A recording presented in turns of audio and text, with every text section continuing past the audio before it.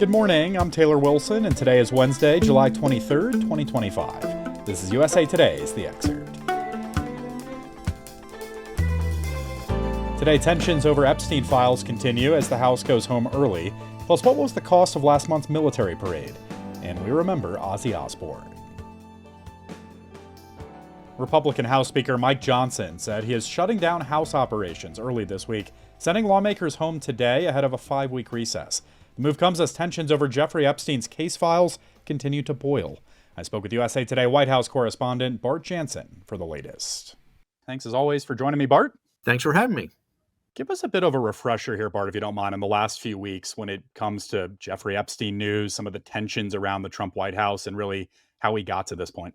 Trump and many of his allies and supporters have argued for years that more information about the investigation into this allegedly notorious sex trafficker, prosecutors contend that there could have been 1,000 victims, that more information about that case should be released. In particular, what a lot of folks have focused on was the idea that there was a client list, a little black book, some sort of chronology of who might have been a client of Epstein and thus also perhaps vulnerable to criminal charges, that Epstein died by suicide in his jail cell awaiting trial in August of 2019. Maxwell is serving her prison sentence, but basically nobody else has been charged. And the idea was that there were many, many people, maybe some of the richest and most politically powerful people in the country, visiting his island and perhaps committing illegal acts. So all sorts of Trump supporters have sought to get more information about who else might have been involved. The results so far have been disappointing to these folks. House Speaker Mike Johnson plans to send lawmakers home earlier than expected this week ahead of an August recess. Why is he doing so, and does this impact any of the kind of broader conversation here? Some of the lawmakers, including Republicans, this is bipartisan, want to get this, the idea of a client list or more information out about the Epstein investigation. So there is a bill now, a piece of legislation from Representative Thomas Massie, a Republican of Kentucky, and Ro Khanna, a Democrat of California, that basically want to force the Trump administration's hand to release, they say, everything that they've got. So that piece of legislation could have gotten a vote this week before the August recess. And rather than do that, Speaker Johnson has postponed any potential vote on that until after the break. Of course, after the break, perhaps attention to the issue dies down. You know, the sponsors were disappointed to have the vote delayed, but all of this followed. Attorney General Pam Bondi released a memo on July 7th saying that, yes, Epstein did die by suicide in his cell. Nobody else was involved. There were conspiracy theories that perhaps some of these powerful people or their minions had killed Epstein to keep the list quiet. But she said he was killed by suicide, that there is not a scandal there, and that there is not a great deal more information to release from the files because the vast bulk of it is child pornography, which she says can never be released. So her basically refusal to release additional information from Justice Department files rankled a lot of Trump supporters, Representative Marjorie Taylor Greene, Massie, others. So that's why this legislation got prompted. Now, in addition, the Justice Department on Tuesday said that they want to talk to Maxwell to see if she will provide more information about the investigation, such as the potential for a client list. I don't know if they allow her to bring a little black book with her into prison, but she is somebody who presumably would know about other rich or powerful people who may have been indulging at Epstein's island. So they have put in a request for that. Her lawyer says they are in talks, but we'll have to see whether that actually leads to anything. And so that's where the House committee steps up and says, well, you know, maybe we don't need to ask permission. We'll maybe subpoena her and force her to testify to us. And so it's a couple of different avenues to see if anybody can pry any more information about who might have been Epstein's most rich and powerful clients. You mentioned Ghislaine Maxwell, Bart. This was an associate of Epstein's.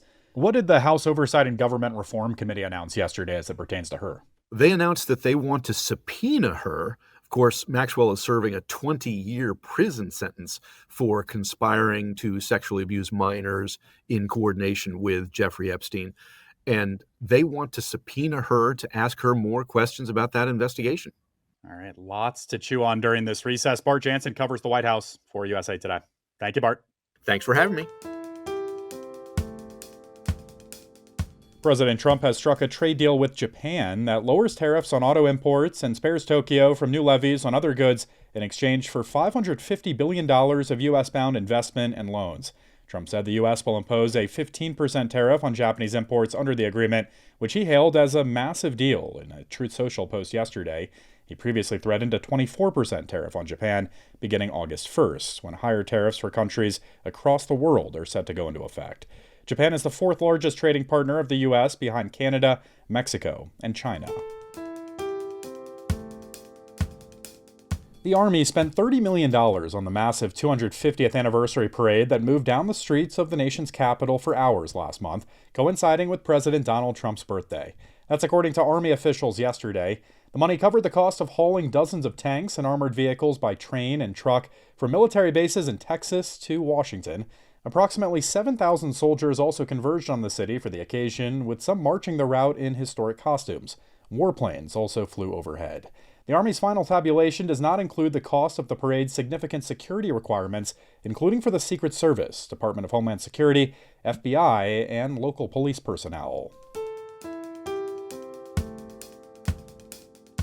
The number of dams in the U.S. at risk of overtopping is increasing, according to a new study. About 250,000 people in 3 states live downstream of those dams, the researchers found. The study, published in the peer-reviewed British journal Nature Communications, warned that they've identified 6 dams having the greatest overtopping probability, with several being located near large population centers, posing potential risks to the downstream communities. The dams are all located in either California, Kansas, or Texas. According to Florida State University scientists, the geographic distribution shows that certain regions are particularly vulnerable to changing weather patterns, like more frequent extreme rainfall. You can read more with a link in today's show notes. Ozzy Osbourne has died at the age of 76. I caught up with USA Today national music writer Melissa Ruggieri to talk about the life and legacy of the Prince of Darkness. Melissa, thank you so much for joining me. Of course. I wish it was under different circumstances, though. Well, let's go way back first. I mean, how did Ozzy get his start in music, and when did things really take off for him? Ozzy was a Birmingham, England guy, and that's a working class town in England. And he really was a troublemaker from the time he was a teen. He worked menial jobs. He was put in jail. And when he got out of jail, he really just leaned hard into music. And that's when he got together with Black Sabbath in the 60s. And really just the career took off from there. And after being with Black Sabbath for a few years, he just wanted to do his solo thing, as often happens and still happens. And that's exactly what it became. And I think with Black Sabbath, he was more of a frontman rock singer, whereas when he went off to be Ozzy, he became a figure as well. You know, he became a character almost when he was being Ozzy solo. Can we go back to that moment when he split off from Black Sabbath? I mean, what led to that? What happened functionally, and how did they later reunite? It's the usual band stuff. And also Ozzy had some severe alcohol and drug issues, and the band just really got tired of dealing with that. And, you know, that's a story as old as rock and roll itself. But they remained relatively on good terms throughout the years, even when Ozzy was having his huge solo success. And they got back together for their Rock and Roll Hall of Fame induction. And then, of course, just a few weeks ago, the final concert that was really supposed to be, you know, Ozzy's retirement. And he did go out on his throne, singing, waving, adored by 40,000 people at a park packed in Birmingham again. He went back home to do this. So it really was a full circle thing. And I almost liken it to when someone's been really sick and is in the hospital and they're waiting for that last son, daughter, spouse, whomever to come visit for the last time. And then they feel at peace and they can pass on. I think that's really probably what happened with him. I think once he had this big giant concert and was able to say goodbye, then he was ready to go. Well, it's beautiful you got the chance to do that. What will the musical legacy of Ozzy be in the years to come, Melissa? Ozzy had some amazing songs, especially those first albums in the early 80s. When you listen to songs like Crazy Train, and also his partnership with Randy Rhoads, who was his guitarist at the time, who was tragically killed. But that first album, Blizzard of Oz, with Crazy Train on it and Mr. Crowley, those are the songs that really established Ozzy as also sort of this menacing figure that, he wanted you to be afraid of him. It was rock and roll. He was heavy metal. It was the kind of things that when your parents saw that album in your collection, they went, "Where did you get that? And what are you listening to?" And he really reveled in that. And throughout the decades, with Bark at the Moon, Shot in the Dark, and then, of course, Mama, I'm Coming Home, which was a huge hit for him and probably one of his most mainstream hits. Those are the things that really just made him more family friendly, if you will. And hey, let's not forget about the Osbournes also. Yeah, well, I was going to ask. I mean, he's had these other cultural impacts, but what does the Osbournes mean to folks? I mean, this is a show I grew up with, and I know it was a huge hit in a moment when reality TV was really kind of coming into its own, right?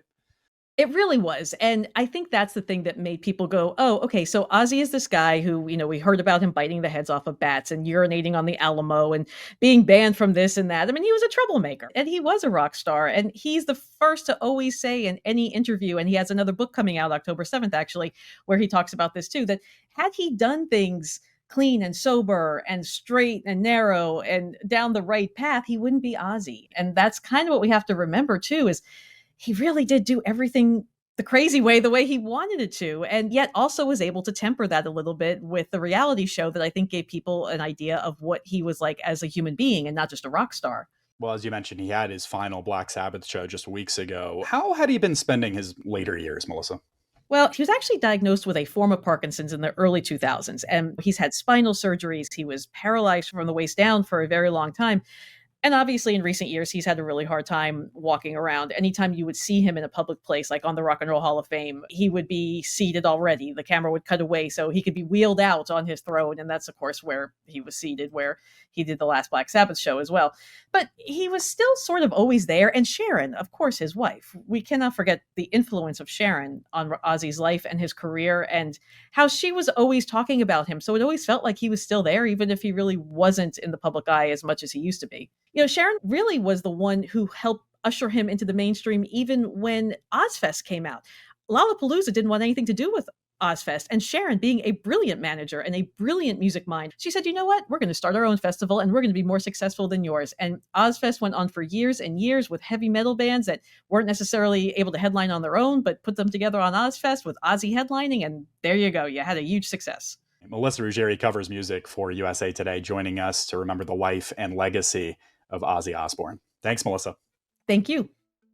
And later today, Elon Musk says he's launching a third political party, but history and public opinion aren't necessarily on his side.